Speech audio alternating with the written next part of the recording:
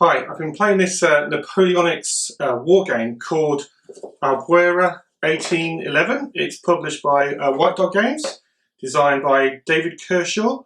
I've been playing it quite a bit, playing it solitaire and two players. So I thought I'd do just a quick sort of overview video about the game and some of the things that I really liked about it.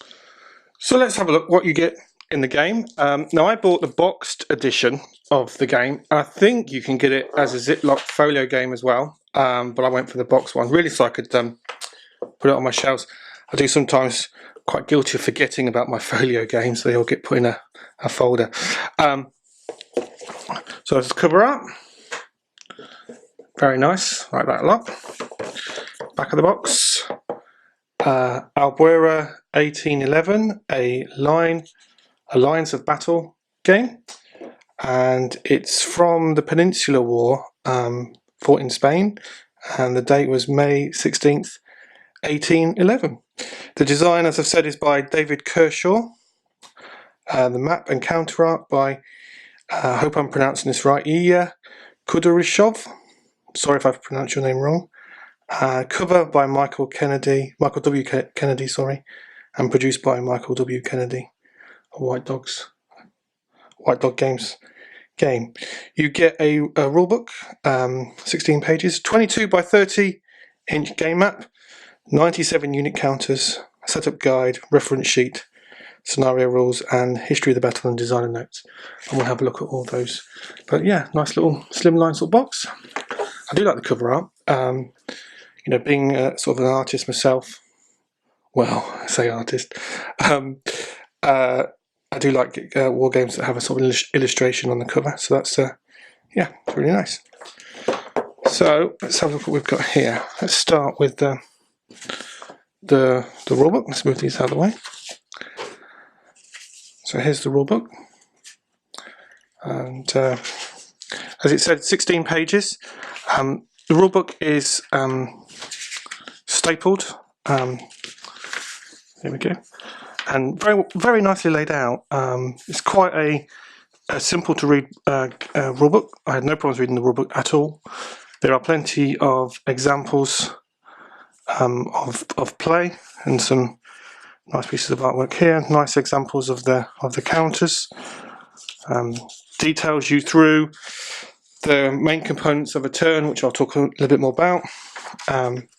How to perform rallies, how to activate the units, artillery. Again, more examples here, so that's around movement, which is great. I found the rulebook, like I said, very straightforward, very easy to read, and very clear. I didn't have any problems with the rules or my interpretation of the rules. I found it very clear, very straightforward. So a nice little rulebook, very well done, I thought. Very well written, quite thought through. Then you also get a additional book.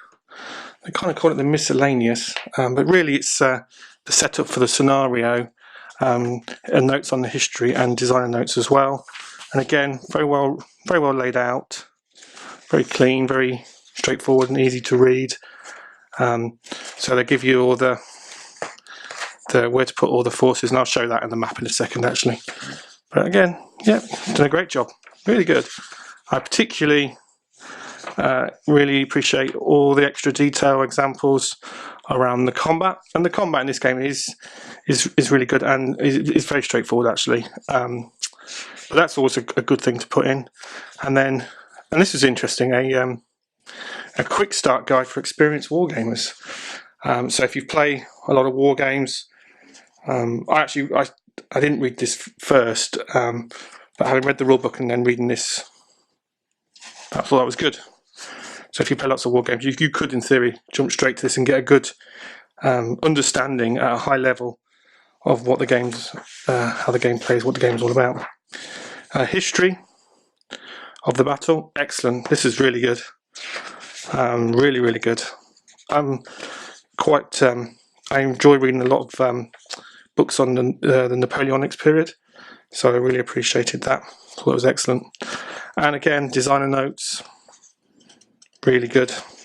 just gives you that sort of insight into why the designer chose to implement some of the game mechanics the way that they did. Really makes the game feel really nicely well-rounded. I thought it was excellent. Both those two books, really good. And then you get a very nice reference card. The game plays very, very well, and it's pretty straightforward game to play. So mostly, I simply played nearly all the game with this once I'd read through the rules. So very appreciative of that as well. And also, it was good, I thought, they give you the setup as well on this. So yeah, that's really good. Very good. Gives you a sort of overview of all the terrain effects. Basically, you know, like I said, I found once I'd read the rules, maybe twice, I just simply used this, and then I very occasionally referred to the rulebook. So that was that's great. Let's have a look at the map and the counters. So let's have a look at the map. As you can see by the amount of glare and reflection, I've put the map under a piece of plexiglass, and you're definitely going to need a piece of plexi. The map itself is cardstock, and the sort of stock that it is and the way it's folded, at least in my copy, meant it was never going to sit flat. So you have to use plexiglass, or I certainly have had to use plexiglass with my version. The artwork of the map is really nice. You basically got some nice wooded areas. The maps are very clear. There's Albuera in the distance there. Very, very readable. Really nicely illustrated. I'm just going to move the camera around a little bit just to give you some sense. And this is my sort of standard piece of plexi that I use for most of my wargaming. Let's zoom in a little bit on the sort of detail on the wooded area here. So again, apologies for the glare, but it has to be under plexi this game, so it's glaring a lot, but a great looking map. And the map is split into areas identified clearly, perhaps more clearly than you can see here. If you look sort of into the shadow a bit here, you can kind of see the area definition better than this area where it's just glaring out, so you can't really see the detail. But no problem with the map at all. Really nicely, beautifully illustrated. The numbers represent the areas, specifically around when you set the game up. This is not set up correctly at all. I've just been moving some counters around. But yeah, great job on the map. Really nice. So let's have a look at some counters. I've got a couple of examples here. This is a French infantry counter. The counter, the material they're made of, and you can't really see it on the camera too well, but it's basically, I don't think it's card. I would describe it more like MDF, and then the artwork's been stickered on. You don't have to do that, they come like that. You do have to punch them out, and I used a sort of emery file just to smooth off the nibs or nubs, whatever you want to call them. And they're defined by, these are infantry, sort of the biggest counter, rectangles. You've got cavalry, which is sort of slightly smaller, and artillery. And they're really the core counters that you use in the game. You've got your nationality, so this one's if you can see on the camera, this one's a British. It's got a red, French and blue. And you also get Spanish and Portuguese counters as well. In terms of game mechanics, the counter only really, apart from sort of what type of counter it is, infantry, cavalry or whatever, the real thing you're using is the number, which is the strength of the counter or unit, whatever you want to call it. Very easy to read.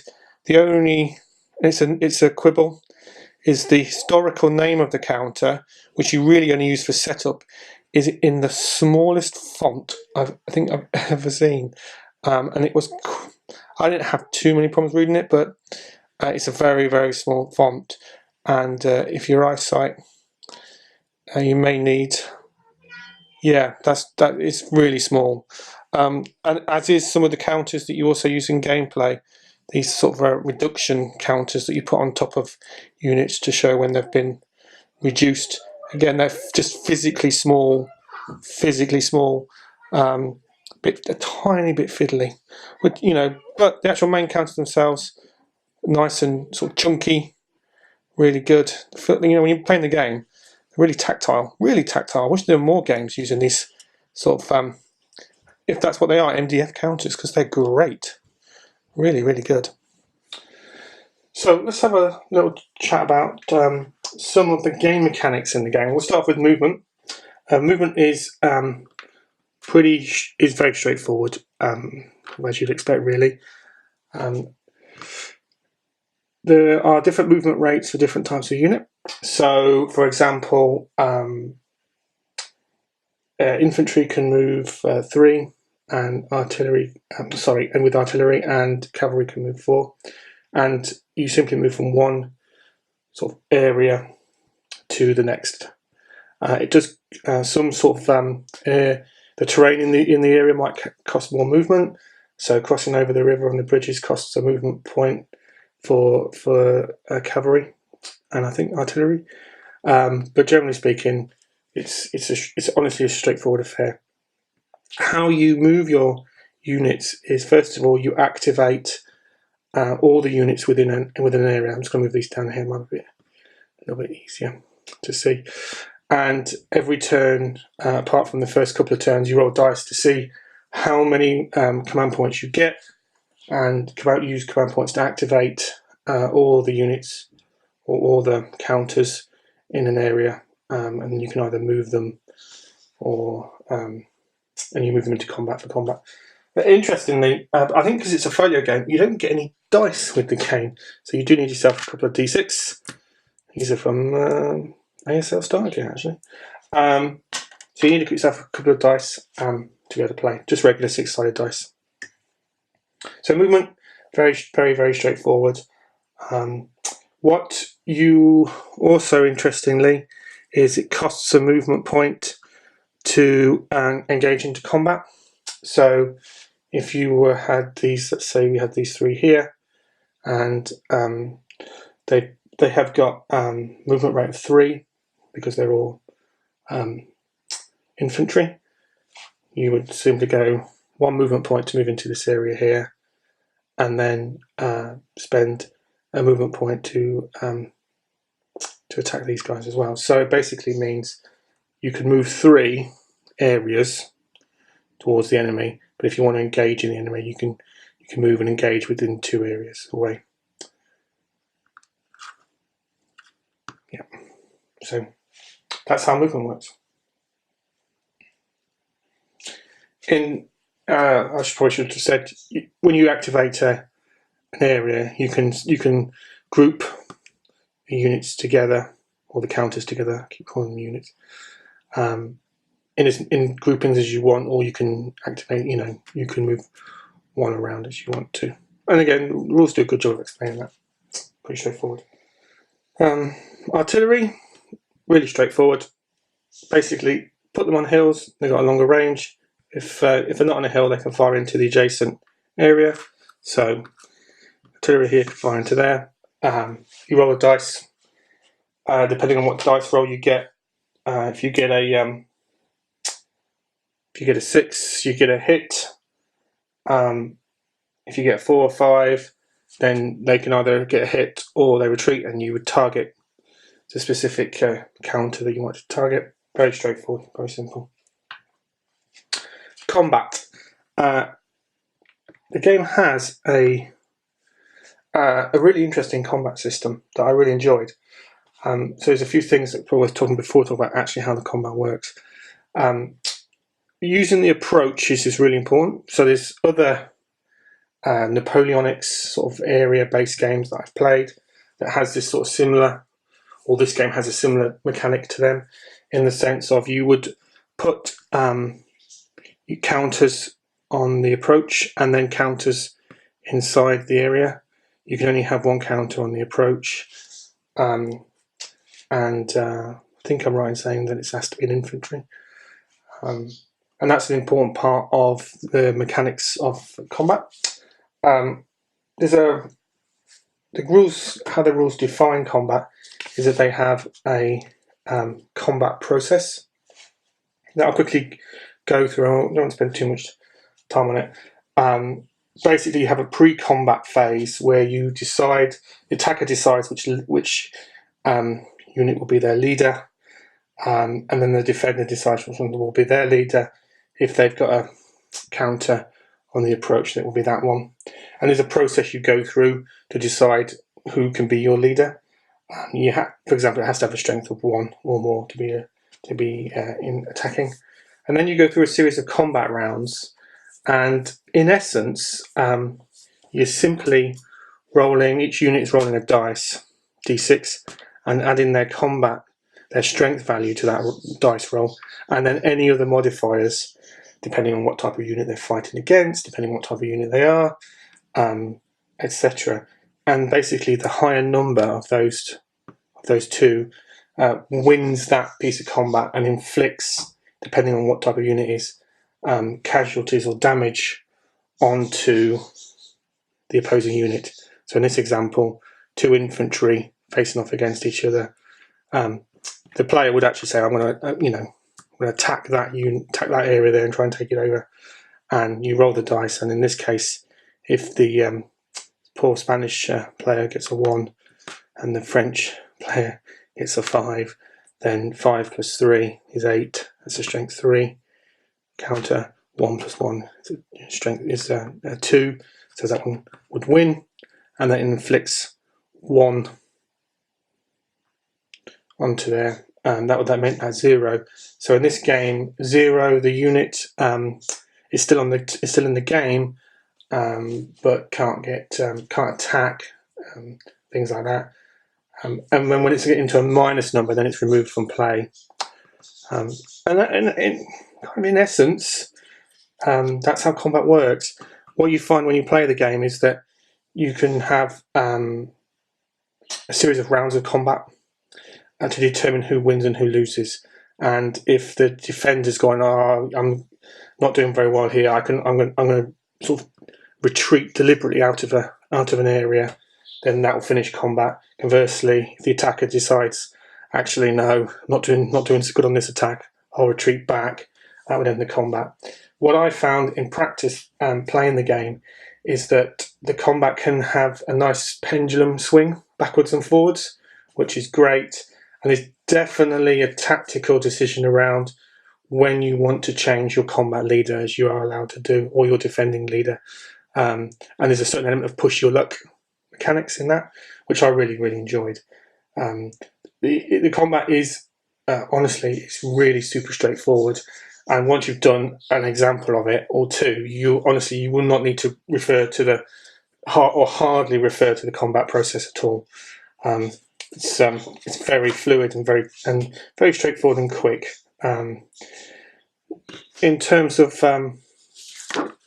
actually determining how the game is won or lost, let me move the camera a little bit just so we can see there we go. We can see the morale track. So if you're the French player and you lose a strength 3 counter, so they get into a negative and they're out of the game, then you lose 3 morale. And bearing in mind the game starts with a morale of 10, you don't want to be losing too many of these 3 strength counters before you'll lose the game. Conversely, if you this example here, if the French had pushed the Spanish out, the Spanish retreated, then the French morale would go up, and you can only go up to a maximum of 12. And what you find is as units are defeating each other in combat and taking over one area from another one, then you find this morale will go down because of the casualties, but also can go back up again because of the areas you take. And in practice, what I found playing the game a lot is that, again, you get this really nice pendulum swing of, these guys might defeat these guys, take that, but in doing so, they will probably have strength reduction in these units here.